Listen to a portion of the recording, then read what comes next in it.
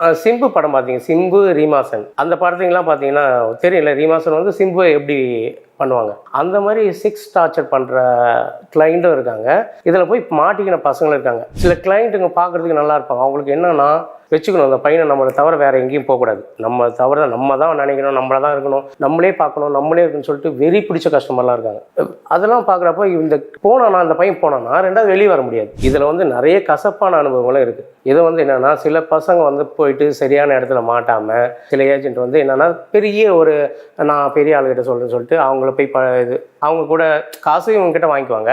அவங்ககிட்ட பண்ண வச்சு அதை வீடியோ எடுத்து மிரட்டி இந்த மாதிரிலாம் நீங்கள் இப்போ இது பண்ணிங்கன்னா நான் உங்கள் வீட்டுக்கு சொல்லிவிடுவேன், வெளில சொல்லிவிடுவேன், அதனால் இவ்வளோ காசுல நீங்கள் மறுபடியும் எனக்கு குத்தாகணும்னு சொல்லிட்டு அதில் லைஃப்பை தொலைச்ச பசங்களும் இருக்காங்க. என்னடான்னு சொல்லக்கூடிய மென்டல் டார்ச்சர் ஆகி சில பசங்க தற்கொலை முடிவு வரைக்கும் போகிற பசங்களாம் கூட நான் பார்த்துருக்கேன். இவ்வளோ விஷயங்கள் அது உள்ளே நடந்துட்டு தான் இருக்குது. ஏன்னா அந்த விஷயத்தை தான் நான் தெரிஞ்சுக்கணும்னு நினச்சேன். ஏன்னா இது எப்படி இருந்தாலும் இது ஒரு கடைசியில் ஏதோ தவறான முடியோ வாழ்க்கையை சீரழிக்கிற வகையில் போயிடுமோ அப்படிங்கிறதுக்காக, அப்போ அந்த மாதிரி விஷயங்கள் எந்த அளவுக்கு நடக்குதுன்னு தெரிஞ்சுக்கிறதுக்காக தான் நான் இதை கேட்டேன். இல்லை நடக்குது, நிறைய இடத்துல நடக்குது. கிராமம் சரி, சிட்டியும் சரி, எல்லாருக்கும் இருக்கிற இப்போ ஒரே ஒரு இது ஈஸியாக சம்பாரிச்சிடணும், ஈஸியாக போகணும், நம்ம எதுவும் கஷ்டப்படக்கூடாது. நான் ஃபஸ்ட்டாக இளைஞர்கள் சொல்ல வேண்டியது என்னென்னா, நீங்கள் என்ன ப்ரொஃபஷனில் இருக்கீங்களோ அதே ப்ரொஃபஷனில் இருங்க. எதுக்கு நீங்கள் இந்த தேவையில்லாத நம்ம அதில் போனால் நல்லா சம்பாதிக்கலாம், இல்லை இப்படி சம்பாதிக்கலாம் அப்படின்னு யோசிக்காதீங்க.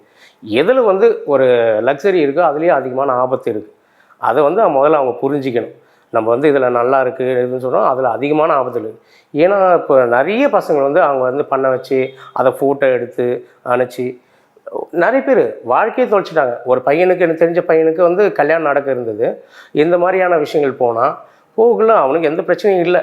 அதுக்கப்புறம் பார்த்தா இந்த ஃபோட்டோஸு அதுன்னு சொல்லிட்டு பொண்ணு வீட்டுக்கு அனுப்பிச்சி இவனுக்கு அனுப்பிச்சி இவனை அந்த கல்யாணமே நடக்க முடியாமல் பண்ணி அவன் வந்து தற்கொலை லெவல் போயிட்டு அதுக்கப்புறம் சில கவுன்சிலர்ஸ், இந்த மாதிரி செக்ஸ் கவுன்சிலர்ஸ் இருப்பாங்க, அவங்ககிட்ட கவுன்சிலிங் எடுத்து அந்த பையன் இப்போ ஓரளவுக்கு க்யூர் ஆகி நல்லா இருக்கான். இந்தமாரி விஷயங்கள் வந்து நிறைய நடக்கும். இப்படி போகிறவங்களுக்கு அங்கே எங்கேருந்து கூப்பிட்றாங்களோ அந்த அந்த கஸ்டமர்ஸ் இருக்காங்க, இப்போது அவங்கக்கிட்ட அந்த சைடு நடக்கிற டார்ச்சர்ஸ் எந்த அளவுக்கு இருக்கும்? ஒரு சிலர் இப்போ நீங்கள் ஃபஸ்ட்டு சொன்னீங்க நல்ல கஸ்டமர்னால் அவங்க லைஃப் செட்டில்டு அந்த மாதிரி சொன்னீங்க.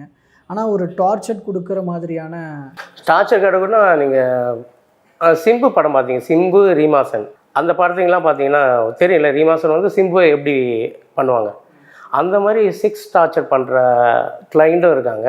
இதில் போய் மாட்டிக்கின பசங்களும் இருக்காங்க. மாட்டிக்கின பசங்க ரெண்டாவது வெளியும் வர முடியாது. சில கிளைண்ட்டுங்க பார்க்குறதுக்கு நல்லா இருப்பாங்க. அவங்களுக்கு என்னென்னா வச்சுக்கணும், அந்த பையனை நம்மளை தவிர வேறு எங்கேயும் போகக்கூடாது, நம்ம தவிர நம்ம தான் நினைக்கணும், நம்மளை தான் இருக்கணும், நம்மளே பார்க்கணும், நம்மளே இருக்குன்னு சொல்லிட்டு வெறி பிடிச்ச கஸ்டமர்லாம் இருக்காங்க. அதெல்லாம் பார்க்குறப்ப இந்த போனானா, அந்த பையன் போனானா ரெண்டாவது வெளியே வர முடியாது. அவன் அவ்வளோதான். அவங்க வந்து லைஃப் போனால் கூட இவங்களே ஃபஸ்ட்டு வந்து ஏஜென்ட்டுக்கு வந்து ஓகே ஒரு வீடியோ எடுத்து மிரட்டுவாங்க. இதில் என்னன்னா அந்த கிளைண்ட்டே கொஞ்சம் மாறிடுவாங்க. கிளைண்ட்டே வந்து பார்க்குறதுக்கு ஆக்ரோஷமாக இந்த மாதிரி விஷயங்களை அந்த கிளைண்ட்டை வந்து அந்த பையனை வேறு எதுக்கும் போக விடாமல், வேலைக்கு போக விடாமல் அவனுக்கு. ஆனால் வந்து என்னென்னா அந்த அன்பு தொல்லைன்னு சொல்லுவாங்க தெரியுமா, அந்த மாதிரியான டார்ச்சர் அதிகமாக இருக்கும். அவங்க கூட அவங்க எதிர்க்கு தான் சாப்பிட்ணும், அவங்க எதிர்க்கு தான் வீட்டணும், அவங்களுக்கு என்ன பண்ணுறாங்களோ அவங்க சொல்கிற காஸ்டியூம் தான் போடணும், அவங்க சொல்கிற இடத்துக்கு நபர்கிட்ட தான் பேசணும். இந்த மாதிரி பசங்க நினச்சிக்குவாங்க ஒரு பெரிய ஆளுப்பா, நம்மளுக்கு நல்லா செட்டில் ஆகிட்டாங்க, நம்ம அவங்கள கூட இருந்துட்டு அப்படி லைஃப்பை போடணும். ஆனால் அந்தமாரி போகிற பசங்க தான் இந்தமாரி, ஏன்னா அந்தமாரி தேவைப்படுற ஆளுங்க தான் வந்து இந்தமாரி பசங்களை தேர்ந்தெடுப்பாங்க. இப்போ நார்மல் பீப்புள் யாருமே எனக்கு ஒரு பையன் தேவை அப்படி சொல்லிட்டு அவங்க தேர்ந்தெடுக்க மாட்டாங்க.